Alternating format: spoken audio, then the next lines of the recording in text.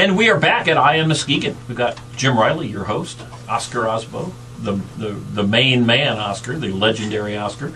And we've got Sean Mullally helping us out as co-host today. And we have a candidate, the Republican candidate for the Muskegon County Treasurer's Office, Eric Rothoff. Good morning, Eric. Thanks for stopping in. Eric, you have got as far as I'm concerned, one of the most interesting backgrounds, although certainly Tony Malaziotis' background is really quite interesting in and of itself. But Eric, give us a little background. Who are you? How'd you get here?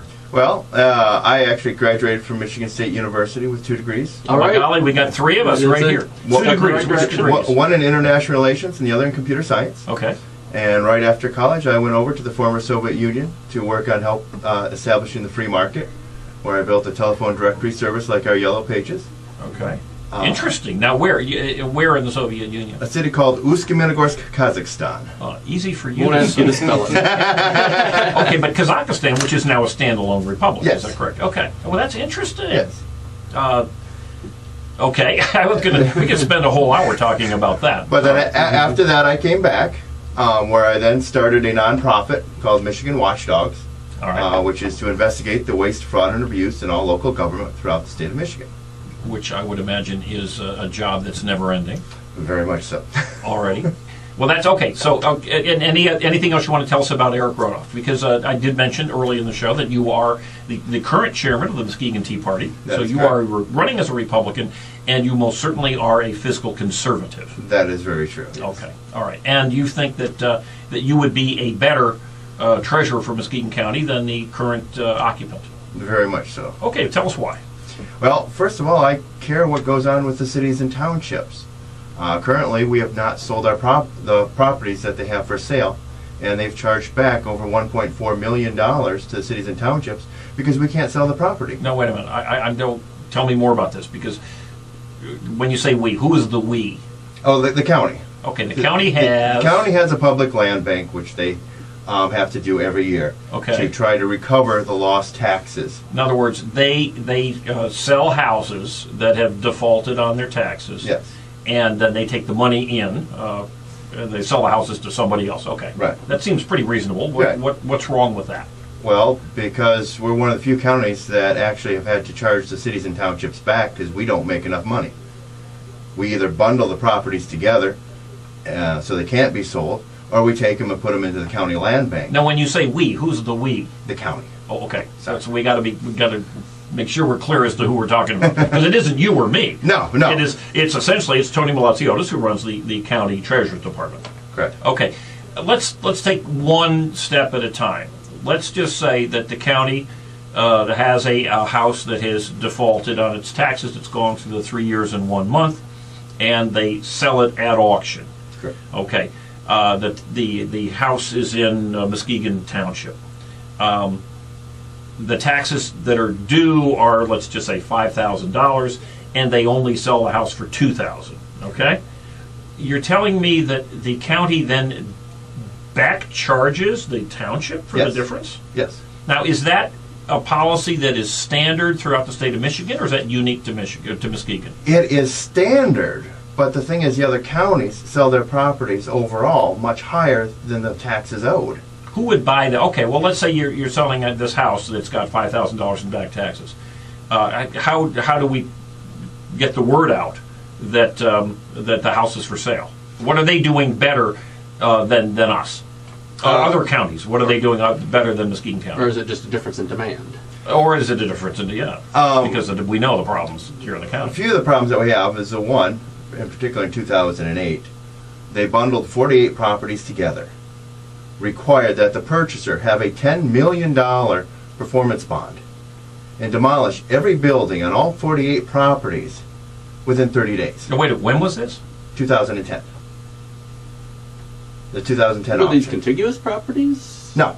They're spread all over. Spread all over. Now, that doesn't seem like it's a very good idea from somebody trying to sell the properties. Oh, it was very good for the land bank. Okay, let's come back to that, all right? Because I don't quite get what you mean by that, but it seems to me like you say, that really limited the number of buyers. In other words, if Fred and Sally Smith living over in Kent County said, "Hey, I'd like to move to Muskegon and buy this house," they couldn't buy the house. They would have had to purchase these 48 properties. Yes. Okay. Now, who's going to buy a set of 48 non-contiguous properties with the requirement they have to demolish them all and then have vacant lots spread all over And that's the thing, no one did. Okay, well now let's get back to but there's got to be another side to this story. What does the county say why they did this? The county didn't. I saw nothing where they said why they did it. Okay, all right. But what happened is after no one bought it, the county then charged the cities and townships for the taxes that were not due, and then the properties went to the county land bank. Now the county land bank then turned around and sold the properties individually For $354,000. Now, this is a complex conversation we're having here, and I don't want to get too bogged into it, but it would seem to me that if I was a township or a city that seems like they got screwed, I would be complaining. Are they in fact doing this? I know that there was a lawsuit, but the county won that lawsuit this past spring. There was I believe it was Muskegon Township had sued the county over something similar. Is that correct? Okay. And the county won. So it seems to me that the county was doing whatever they were doing was legal. Is that correct? Oh, I've not found that was illegal what they did. Oh, maybe immoral, or maybe not the right thing to do. Immoral's too strong a term. Okay. All right. So how would Treasurer Eric Rothoff do it? How would you do it differently? Well, first thing I do, and which we didn't point out, is they do put the properties online. By they, you mean the Muskegon County? The Muskegon County does, before the public auction. Okay. But there's a very limited amount of information. All right. So the first thing I do is let buyers actually know what's going on, what properties are, and what the value is. Okay, in other words, do something like you would do at the multiple listing service that realtors do. I'd like to do that with the auction, but I'm unsure if I can do that with the auction. Okay, all right, but you'd add more information. Right. Okay. In other words, you want to bring more buyers in, which ultimately would increase the value, the cost, ultimately that these things were sold for. Okay. All right. Any reason? Okay, and they're not doing that, at least to your level of satisfaction. Oh, they're not. And by they're not doing it at all. Okay. So you're not saying like virtual tours, though. You're just saying just more information. Tell you the truth, on some of them, I might very well do that. Virtual tours would be a bigger seller, I would think. But. True. I mean, we got with technology. That's not rocket science. Right. Yeah. No, I mean, and the property's values. Some of them, I mean, you got houses sold for $150,000, $200,000 normally, but the one particular one went for $50,000 in cash. All right. There's a limit to how much information you can give if you don't have possession of the house. But they have possession of the house. Is it already vacant at this point, or is the delinquent taxpayer still residing in the property and may not be amenable to somebody coming in and taking photos? That's an interesting point. I know it is the court case is in April or May where the county takes possession of the property. Okay. I do not know if they remove the individuals beforehand or not. Okay, well, I don't want to get bogged down into how we're going to present these, but you're suggesting, number one, that we could do a far better job from a salesman's standpoint by providing more information. Also, the concept of bundling. Was there any argument why it makes sense to bundle 48 properties and not sell them individually? Do realtors get involved in this, or is this pure bid at an auction? I have no idea why they bundled them together. I know in 2011 they bundled 50 properties. There's got to be a reason why they did that. For when I talked with Ottawa County, they said they bundle them to make sure the properties don't sell, right? So that they can get a hold of them. Does Ottawa County do the same kind of thing? They bundled one set of properties because it was docks that had been demolished because of the weather, but they still had deeds that they were docks. Okay, so they do bundle, but they do it in a different way. Special in other words, circumstances when you spoke, it's interesting again that we've got somebody else who's contacted Ottawa County, the county that does seem to work very well for ideas. So, okay, now there's two reasons why an elected official would do something that doesn't seem to make sense. Well, there's three reasons, actually. One is that it does make sense, and we don't know the rest of the story. All right. At this point, we don't know the answer. But one would be ineptness. They just, laziness, whatever. It's easier to do the 48, bundle them up, and we don't need to worry about it. And the other one is that they've got some ulterior motive. You have suggested before that there might very well be an ulterior motive, not a criminal one, not enriching themselves. But why do you think they're doing this? Well, all 48 properties went then to the land bank. Okay, the land bank is when a defaulted property it doesn't sell, then the county takes possession and the county owns the land. Is that correct? The county land bank is actually a joint venture between the county and the state of Michigan county land. Okay, all right. Which is supposed to collect properties to stabilize property values and stop blight. Okay. So do they then engage in rehabilitation? They're supposed to do rehabilitation. The county land. The they is the county. All right. No, the county land bank. The land bank entity. Okay. Which is a separate entity. Okay. Although the treasurer is in charge of, is the chairman of the land bank. It is a separate entity. All right. Okay, but let's just make it simple. We have one house that goes back to the land bank. Okay. The county gets this house. Mm-hmm. It goes into the land bank. All right, because it didn't sell. Right. All right. What does the land bank do with it? They can either fix it up or what else might they do with it? They can fix it or sell it. Okay. But they approve who purchases. Not anybody can purchase it. So it's not an auction situation at that point. No. Oh, so there's opportunity then for people to say, hey, this is to be sold to my niece's brother-in-law. Or Exactly. I mean, is that what you're alleging is happening?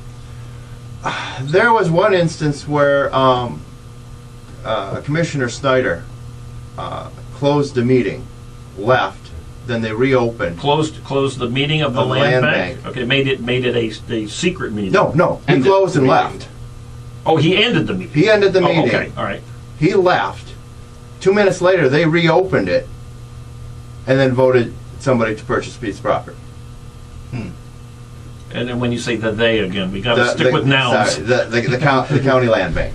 Oh, okay. The remaining people that were there. Of which he sits on. He sits Snyder. on. Okay, So I'm not sure why that's an issue. The fact that someone had left. the question then is, was this done what conversations happened in the hallway is maybe the open. Why would you 2 minutes after a meeting reopen the meeting and then pass something with the chairman, not chairman? Was the suggestion that they wanted to do something that the chairman didn't want done? My idea is that they didn't want something that Snyder would have voted against them. Oh, okay, all right. Well, that's very interesting. This is news to me. We have to take a break. We're going to come back. We're going to talk about the land banks. We're going to talk about the county treasurers. We're going to talk about interesting things that are going on that you need to know. We'll be right back.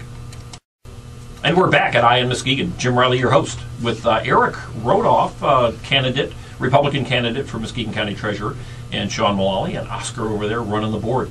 We were talking a little bit about this land bank thing, and I, without getting too wonkish in here, but you're suggesting that, in fact, because of the inefficiencies, for whatever reason, bundling 48 properties or 50 properties and things of that sort, that there are auctions that are not getting the best return for these properties, in some cases forcing the townships and cities to make up the difference, which needless to say they can't be happy with, and it's fully legal, obviously because of this court case this past spring, but it's not really the most efficient way to handle things. And then when the land, since it didn't sell, goes back into the land bank, then a small group that's essentially accountable to nobody is able to then sell them on their own without even public notice. Is that correct? Correct. Okay, and you'd like to change that. You would most certainly would change that as county treasurer. Do you have the authority? Is this purely the fault or the responsibility of the current county treasurer, Tony Malaziotis, or is this, who else might be driving this? Well, the sales for the public land auction is the county treasurer. He's in charge of that. So he decides whether they're bundled or not, and he decides how they're promoted and all that. Okay, all right. He is also chairman of the county land bank, but there are other members on that board that operates that. Okay, but at this point, you don't have any real specifics aside from this one meeting that you referred to in the last segment. You have no real specifics that the land bank is doing anything nefarious. What would you do differently? Because right now, the county gets in the event where the county does get the land, they must dispose of it at some point, right? Right. Well, What would you do differently? though there's another thing that we didn't get on is that not only do they bundle, but they also withdraw properties before the auction to be sold in the land bank. And that's legal.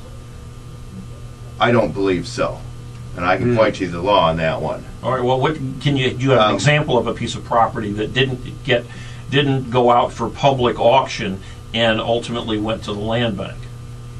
I do, but not with me at the moment. Okay, but was it a house or? It was multiple houses. Oh, okay. There was 29 properties in 2012 that were withdrawn from the auction, and I believe almost half of them have already been sold this year. That's very interesting. We might have to do another show on this. Unfortunately, we don't have a lot of time before the election. Kent County is doing a similar thing with their land bank, but they've tried to meet the legality by having the county buy the property and then give it to the land bank, rather than the land bank purchasing So it. the county bids that auction with everybody else? No, or- the county has first right. The township first has the right to purchase it for the taxes owed. Okay. And the county has the right if it's done for public use. Mhm. And the county uses that in Kent County Mhm. to purchase the property, and then they sell it to the county land bank to avoid Mhm. breaking that particular law.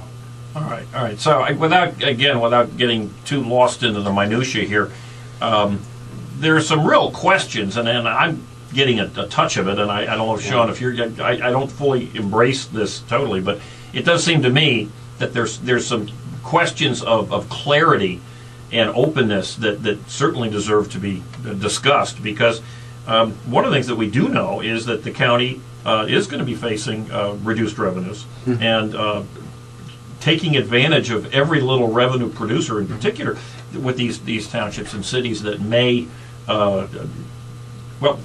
they may be getting hit, and they've already sued, so it's legal. So it's a question of how do we manage this? Okay, Sean, you had a question. One thing I wonder about that before we move on is, I guess where does the story end with these houses, the ones that end up being auctioned the traditional way versus the ones in the land bank? Do we see, after they go through the land bank process down the road, do we see people living in those happily ever after, forever Yeah, what current with their happens to those? taxes? Yeah, what do they do? It or- goes into the county, and some are sold, as you say, but are they all sold? There are a few that have not been sold yet, and they have actually, after 2 to 3 years, if the houses don't sell, they finally actually use a realtor to try to sell them. But until that time, it's only off of their website. Although both the land bank and the county doing the auctions are relatively new. It was both done over the current treasurer's term, 2005, I think. But that's in compliance with state law, though, right? The state law changed. So the state law changed where they had that ability, and so Okay. therefore All right. Are they targeting just straight the open market for buyers, or are they really trying to, target people, I guess in need, for lack of a better word, Well, that they'd like to see have a house?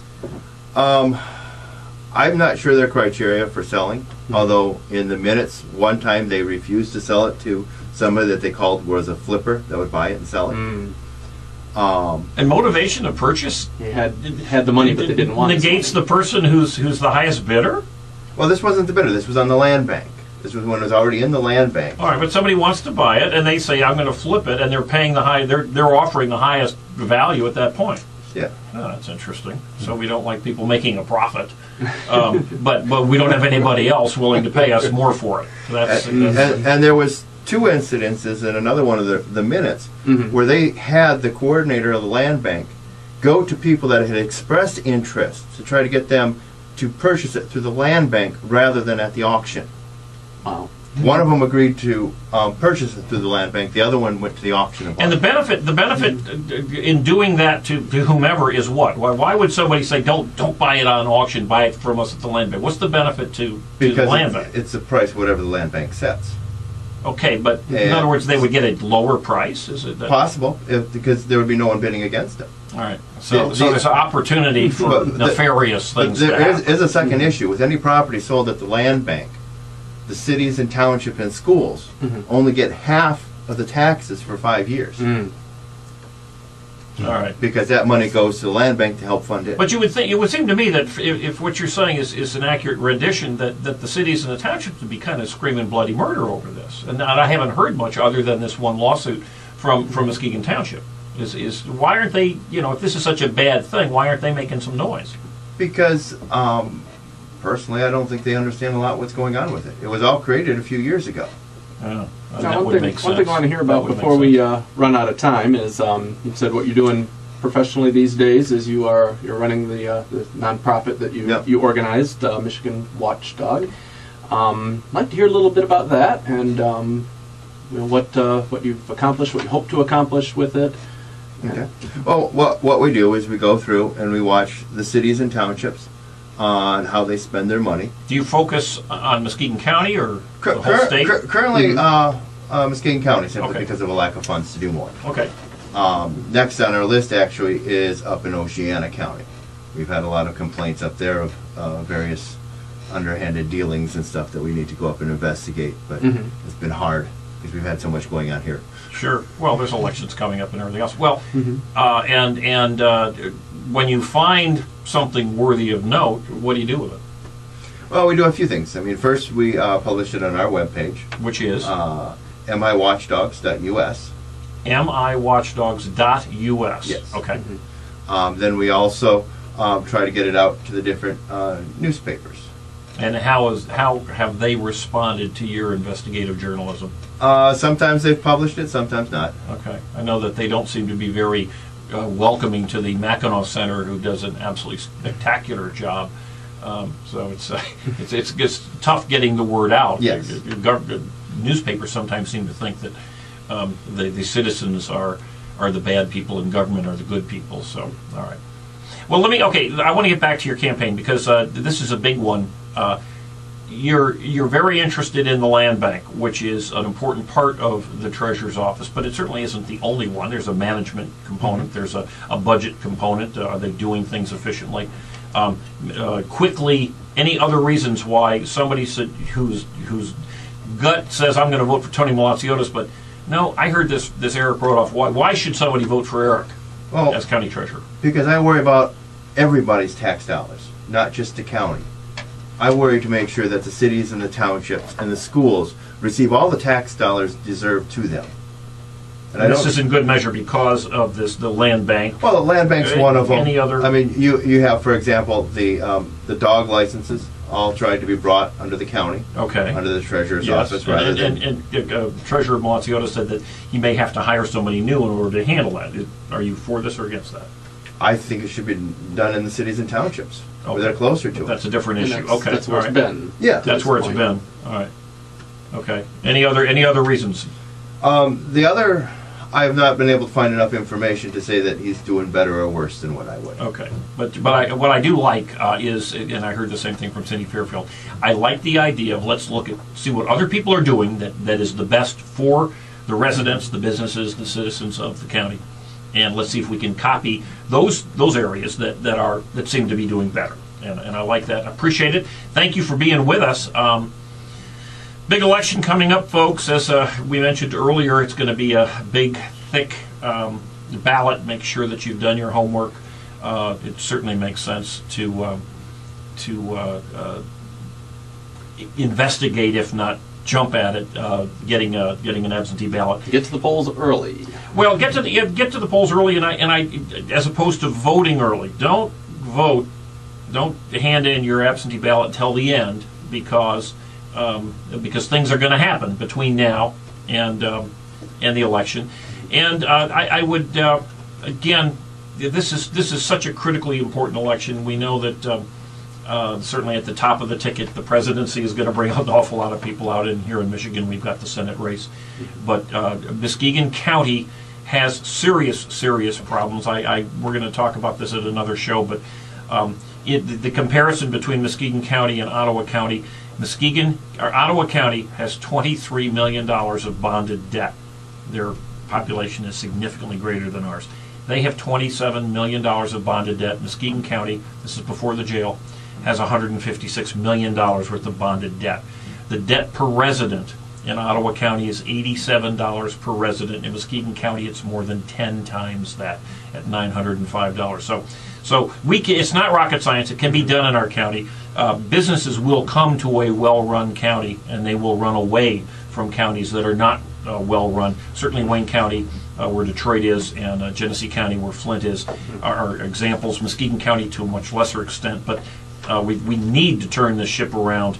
I would recommend to everybody, too, to double-check your polling places before Election Day if you're going to vote at the polls. Hopefully you voted in the primary. And only 16% of the registered voters did, you bet. A lot of people didn't, and it's been redistricted. They may have changed. Yeah, absolutely. And we're gonna pound on this as we get closer to the election. Hey, don't forget that we do post the full audio and video of the show on Sunday afternoons.